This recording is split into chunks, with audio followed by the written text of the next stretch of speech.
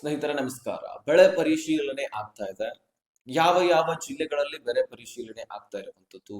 So ಹಾಗಾದ್ರೆ 50,000 ರೂಪಾಯಿ ಎಕರೆಗೆ ಅಂತ ಹೇಳಲಾಗ್ತಾ ಇದೆ. ಇದು ನಿಜಾನ? ಅಥವಾ ಎಕರೆಗೆ ಇನ್ನೂ ಹೆಚ್ಚಿನ ದುಡ್ಡುಗಳನ್ನ ಕೊಡ್ತಾರಾ? ಅಥವಾ ಸಾಲ ಮನ್ನಾ ಮಾಡ್ತಾನಂತ ಹೇಳ್ತಾ ಇದ್ದಾರೆ. ಯಾವಾಗ? ಸೊ ಈ ಎಲ್ಲ ಪ್ರಶ್ನೆಗಳು ಉಂಟಾಗಿದಾವೆ. ಇನ್ನೂ ಕೂಡ ರೈತರ ಪ್ರತಿಭಟನೆ ನಡೀತಾನೆ ಇದೆ. ಸೊ ಹಾಗಾಗಿ ಈ ಬರ ಪರಿಶೀಲನೆಗೆ ಸೊ ಬೆಳೆ ಹಾನಿ ಪರಿಹಾರವನ್ನ ಯಾವಾಗ ಕೊಡ್ತಾರೆ? ರಾಜ್ಯದಲ್ಲಿ ಅನೇಕ ರೈತರ ಬೆಳೆಗಳು ಒಣಗಿ ಹೋಗಿರ್ತಕ್ಕಂಥದ್ದು. 2 ಬಾರಿ ಬಿತ್ತನೆ ಮಾಡಿದ್ರು ಸಹಿತ ಬೆಳೆಗಳು ಬೆಳೆಯಲಿಲ್ಲ. ಯಾಕಂದ್ರೆ ಮಳೆ ಬರಲಿಲ್ಲ. ಸೊ ಎರಡೆರಡು ಬಾರಿ ಮಳೆರಾಯನ ವೇಟ್ ಅನ್ನ ಮಾಡಿದ್ರು.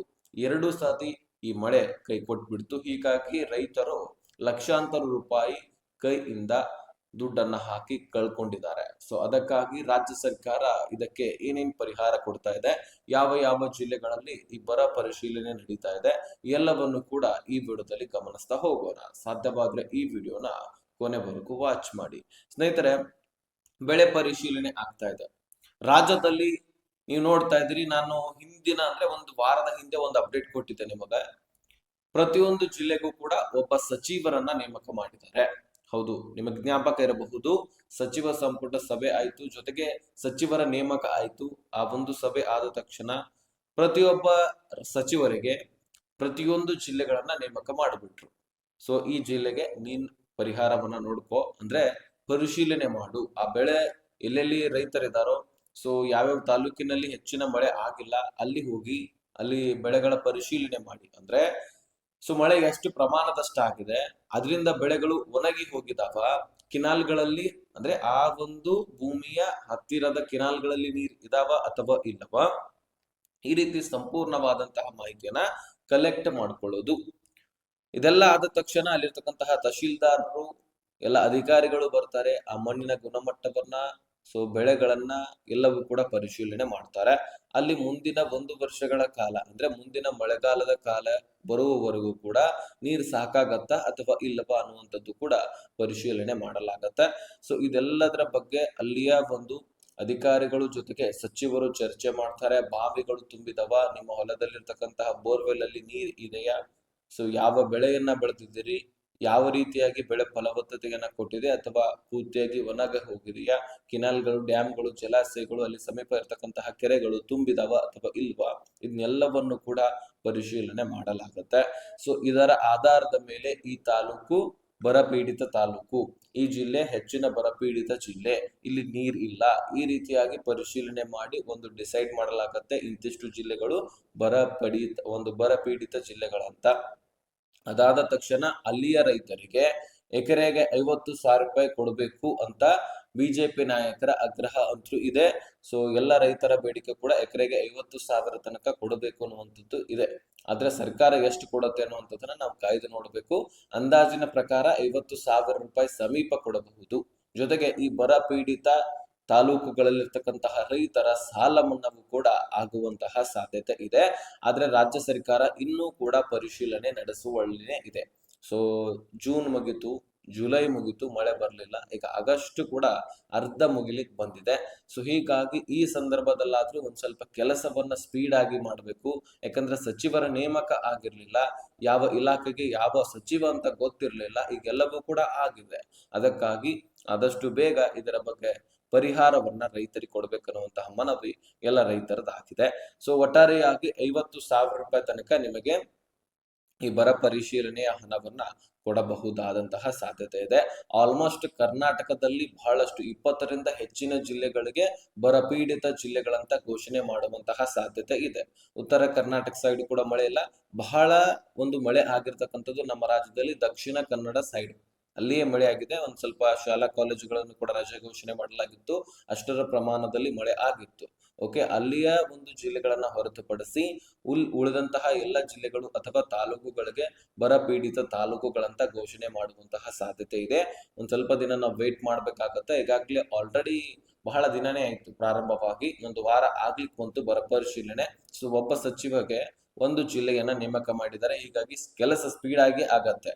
ಸೊ ಒಬ್ರಿಗೆ ಅದನ್ನ ನೇಮಕ ಮಾಡಿ ಕಂದಾಯ ಇಲಾಖೆ ಸಚಿವರಿಗೂ ಅಥವಾ ಇನ್ನಿತರ ಸಚಿವರಿಗೆ ನೇಮಕ ಮಾಡಿ ನೀವು ಎಲ್ಲ ರಾಜ್ಯದಲ್ಲಿರ್ತಕ್ಕಂತಹ ಬರ ಪೀಡಿತ ಜಿಲ್ಲೆಗಳನ್ನ ನೋಡ್ಕೊಳ್ಳಿ, ಸ್ವಲ್ಪ ಎಲ್ಲೆಲ್ಲಿ ಮಳೆ ಆಗಿಲ್ಲ ಅದ್ರ ಬಗ್ಗೆ ಅಪ್ಡೇಟ್ ಕೊಡಿ ಅಂತ ಕೇಳಿದಾಗ ಒಬ್ಬರೇ ಕಂಟ್ರೋಲ್ ಆಗುವುದಿಲ್ಲ. ಹೀಗಾಗಿ ಒಂದೊಂದು ಜಿಲ್ಲೆಗೆ ಒಬ್ಬೊಬ್ಬ ಸಚಿವರನ್ನ ನೇಮಕ ಮಾಡಿದ್ದಾರೆ. ಒಳ್ಳೆಯ ಒಪಿನಿಯನ್ ಡಿ ಕೆ ಶಿವಕುಮಾರ್ ಅವರು ತೆಗೆದುಕೊಂಡಿದ್ದಾರೆ. ಸೊ ಈ ನಿರ್ಧಾರದಿಂದಾಗಿ ಆದಷ್ಟು ಬೇಗ ಕೆಲಸ ಕಾರ್ಯಗಳಾಗ್ತವೆ. ಸೊ ಹೀಗಾಗಿ ಅನೇಕ ಜಿಲ್ಲೆಗಳಿಗೆ ಆಯಾ ಒಂದು ಸಚಿವರನ್ನ ನೇಮಕ ಮಾಡಲಾಗಿದೆ. ಸೊ ನಾನು ಈಗಾಗಲೇ ಸಾಕಷ್ಟು ವಿಡಿಯೋದಲ್ಲಿ ನಿಮ್ಗೆ ಹೇಳಿದ್ದೀನಿ ಯಾವ ಜಿಲ್ಲೆಗೆ ಸೊ ಯಾವ ಸಚಿವರನ್ನ ನೇಮಕ ಮಾಡಿದಾರಂತ. ನಾನು ಈಗ ಒಂದ್ ಸ್ವಲ್ಪ ಹೇಳ್ಬಿಡ್ತೀನಿ ಅದ್ರ ಬಗ್ಗೆ, ನೀವು ಕರೆಕ್ಟ್ ಆಗಿ ಕೇಳಿಸ್ಕೊಳ್ಳಿ ಸ್ನೇಹಿತರೆ. ತುಮಕೂರು ಜಿಲ್ಲೆಗೆ ಮೊದಲನೇದಾಗಿ ಡಾಕ್ಟರ್ ಜಿ ಪರಮೇಶ್ವರ್ ಅವರನ್ನ ನೇಮಕ ಮಾಡಿದ್ದಾರೆ. ಒಂದ್ ಸ್ವಲ್ಪ ವಿಡಿಯೋ ದೊಡ್ಡದಾದ್ರೂ ಸಹಿತ ಕರೆಕ್ಟ್ ಆಗಿ ಕೇಳಿಸ್ಕೊಳ್ಳಿ, ಯಾಕಂದ್ರೆ ಸಚಿವರ ನಿಮ್ಮ ಜಿಲ್ಲೆಗೆ ಯಾರನ್ನ ನೇಮಕ ಮಾಡಿದ್ದಾರೆ ಅದನ್ನ ತಿಳ್ಕೊಳ್ಳಿ. ನಿಮ್ಮ ಸಚಿವರು ಅಂದ್ರೆ ನಿಮ್ಮ ಜಿಲ್ಲೆ ಬರ್ತಕ್ಕಂತಹ ಸಚಿವರನ್ನ ನೀವು ಭೇಟಿ ಆಗಬಹುದಾಗಿರುತ್ತೆ. ಈಗ ಚಿತ್ರದುರ್ಗ ಜಿಲ್ಲೆಗೆ ರಘುಮೂರ್ತಿ ಅವರನ್ನ ನೇಮಕ ಮಾಡಿದಕ್ಕಂಥದ್ದು. ಜೊತೆಗೆ ಚಿಕ್ಕಬಳ್ಳಾಪುರಕ್ಕೆ BS ಸುರೇಶ್ ಅವರನ್ನ ನೇಮಕ ಮಾಡಿದ್ದಾರೆ. ಇನ್ನು ಬೆಂಗಳೂರು ಗ್ರಾಮಾಂತರಕ್ಕೆ KH ಮುನಿಯಪ್ಪ ಆಹಾರ ಇಲಾಖೆಯ ಸಚಿವರು. ಇನ್ನು ಕೋಲಾರ ರಾಮಲಿಂಗಾರೆಡ್ಡಿ ಹೋದ ಸಾರಿ ಸಾರಿಗೆ ಇಲಾಖೆ ಸಚಿವರಾಗಿದ್ರು. ಇನ್ನು ಬೆಂಗಳೂರು ದಕ್ಷಿಣಕ್ಕೆ HC ಬಾಲಕೃಷ್ಣ. ಇನ್ನು ವಿಜಯನಗರ BZ ಜಮೀರ್ ಅಹಮದ್ ಖಾನ್ ಅವರನ್ನ ನೇಮಕ ಮಾಡಿದ್ದಾರೆ. ಇನ್ನು ಚಿಕ್ಕಮಗಳೂರಿಗೆ KJ ಜಾರ್ಜ್ ಅವರನ್ನ ನೇಮಕ ಮಾಡಿದ್ದಾರೆ. ಹಾಸನಕ್ಕೆ KM ಶಿವಲಿಂಗೇಗೌಡ ಅವರನ್ನ ನೇಮಕ ಮಾಡಿದ್ದಾರೆ. ಶಿವಮೊಗ್ಗಗೆ ಮಧು ಬಂಗಾರಪ್ಪ ಅವರನ್ನ ನೇಮಕ ಮಾಡಿದ್ದಾರೆ. ವಿಜಯಪುರಕ್ಕೆ MB ಪಾಟೀಲ್ ಅವರನ್ನ ನೇಮಕ ಮಾಡಿದ್ದಾರೆ. ಬಾಗಲಕೋಟೆಗೆ ವಿಜಯಾನಂದ ಕಾಶ್ಯಪ್ಪನವರನ್ನ ನೇಮಕ ಮಾಡಿದ್ದಾರೆ. ಗದಗ ಜಿಲ್ಲೆಗೆ ಬಸವರಾಜ ರಾಯರೆಡ್ಡಿ ಅವರನ್ನ ನೇಮಕ ಮಾಡಿದ್ದಾರೆ. ಜೊತೆಗೆ ದಾವಣಗೆರೆಗೆ SS ಮಲ್ಲಿಕಾರ್ಜುನ್ ಅವರನ್ನ ನೇಮಕ ಮಾಡಿದ್ದಾರೆ. ಹಾವೇರಿ ಜಿಲ್ಲೆಗೆ ರುದ್ರಪ್ಪ ಲಮಾನಿ ಅವರನ್ನ ನೇಮಕ ಮಾಡಿದ್ದಾರೆ. ಬೆಳಗಾವಿ ಜಿಲ್ಲೆಗೆ ಸತೀಶ್ ಜಾರಕಿಹೊಳಿ ಅವರನ್ನ ನೇಮಕ ಮಾಡಿರ್ತಕ್ಕಂಥದ್ದು. ಇನ್ನು ಧಾರವಾಡಕ್ಕೆ ಲಕ್ಷ್ಮಣ್ ಸವದಿ ಅವರನ್ನ ನೇಮಕ ಮಾಡಿದ್ದಾರೆ. ನಮ್ಮ ಸ್ಥಳೀಯ ಸಚಿವರಿವರು ಅತ್ನಿ ತಾಲೂಕಿನಲ್ಲಿ ಇರ್ತಕ್ಕಂಥವರು. ಸೊ ಉತ್ತರ ಕನ್ನಡಕ್ಕೆ ಪ್ರಿಯಂ ಖರ್ಗೆ ಅವರನ್ನ ನೇಮಕ ಮಾಡಿದ್ದಾರೆ. ರಾಯಚೂರು ಜಿಲ್ಲೆಗೆ ಅಜಯ್ ಧರಮ್ ಸಿಂಗ್ ಅವರನ್ನ ನೇಮಕ ಮಾಡಿದ್ದಾರೆ. ಬೀದರ್ಗೆ ಈಶ್ವರ್ ಖಂಡ್ರೆ ಅವರನ್ನ ನೇಮಕ ಮಾಡಿದ್ದಾರೆ. ದಕ್ಷಿಣ ಕನ್ನಡ ಮತ್ತು ಉಡುಪಿ ಜಿಲ್ಲೆಗೆ UT ಖಾದರ್ ಅವರನ್ನ ನೇಮಕ ಮಾಡಿದ್ದಾರೆ. ಕೊಡಗು ಜಿಲ್ಲೆಗೆ PM ನರೇಂದ್ರ ಸ್ವಾಮಿ ಅವರನ್ನ ನೇಮಕ ಮಾಡಿದ್ದಾರೆ. ಮೈಸೂರು ಜಿಲ್ಲೆಗೆ ಯತೇಂದ್ರ ಸಿದ್ದರಾಮಯ್ಯನವರನ್ನ ನೇಮಕ ಮಾಡಿದ್ದಾರೆ.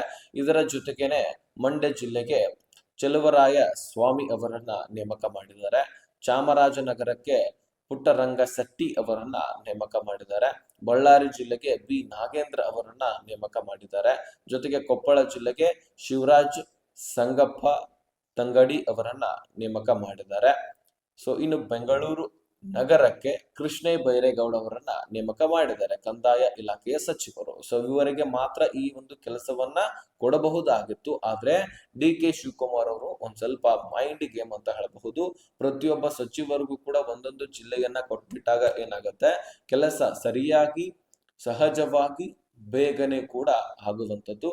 ಅದಕ್ಕಾಗಿ ಏನೋ ನೇಮಕ ಮಾಡಿದ್ದಾರೆ, ಆದ್ರೆ ಕೆಲಸವನ್ನ ಸ್ಪೀಡ್ ಆಗಿ ಮಾಡಬೇಕಾಗಿದೆ. ಇನ್ನು ಕೂಡ ಸಚಿವರು ಅನೇಕ ಜಿಲ್ಲೆಗಳಿಗೆ ಭೇಟಿ ಕೊಟ್ಟಿಲ್ಲ. ಅದಕ್ಕಾಗಿ ಆಯಾ ಸಚಿವರು ಅಲ್ಲಲ್ಲಿ ಭೇಟಿ ಕೊಡಬೇಕಾಗಿದೆ. ಈಗ ನಿಮ್ಮ ಜಿಲ್ಲೆಗೆ ಯಾವ ಸಚಿವರಂತ ನಿಮಗೆ ಗೊತ್ತಾಗಿದೆ. ಸೊ ಅದನ್ನ ನನ್ನ ಕಮೆಂಟ್ ಮಾಡಿ, ನಿಮ್ಮ ಜಿಲ್ಲೆ ಯಾವುದು, ಅಲ್ಲಿ ಸಚಿವರು ಯಾರನ್ನ ನೇಮಕ ಮಾಡಿದ್ರು ಅಂತ ಕಮೆಂಟ್ ಮಾಡಿ. ನೀವು ತಿಳ್ಕೊಂಡಿದ್ದೀರಿ ಅಂತ ನಮಗೂ ಕೂಡ ಕ್ಲಾರಿಫಿಕೇಶನ್ ಸಿಗುತ್ತೆ. ಜೊತೆಗೆ ನೀವು ಯಾವ ಜಿಲ್ಲೆಯವರು ಅಂತ ಕೂಡ ನಮಗೆ ಗೊತ್ತಾಗುತ್ತೆ. ಸೊ ರೈತರು ವಿಡಿಯೋನ ನೋಡ್ತಾ ಇದ್ರೆ ಲೈಕ್, ಶೇರ್, ಸಬ್ಸ್ಕ್ರೈಬ್ ಮಾಡಿ. ಸೊ ಅತಿ ಶೀಘ್ರದಲ್ಲಿ ನಿಮಗೆ ಬರ ಪರಿಶೀಲನೆ ಕ್ಲಿಯರ್ ಆಗ್ತಾ ಇದೆ. ಅತಿ ಶೀಘ್ರದಲ್ಲಿ ನಿಮ್ಮ ಖಾತೆಗಳಿಗೆ ದುಡ್ಡು ಬರುತ್ತೆ. ಓಕೆ, ಸೊ ಆ ಲಿಸ್ಟ್ ಬಿಡುಗಡೆ ಮಾಡಿದ ತಕ್ಷಣವೇ ನಾನು ನಿಮಗೆ ಅವತ್ತೇ ಅದೇ ಕ್ಷಣದಿಂದನೇ ವಿಡಿಯೋ ಮಾಡಿ ತಿಳಿಸ್ಕೊಡುವಂತಹ ಪ್ರಯತ್ನ ಮಾಡ್ತೀನಿ.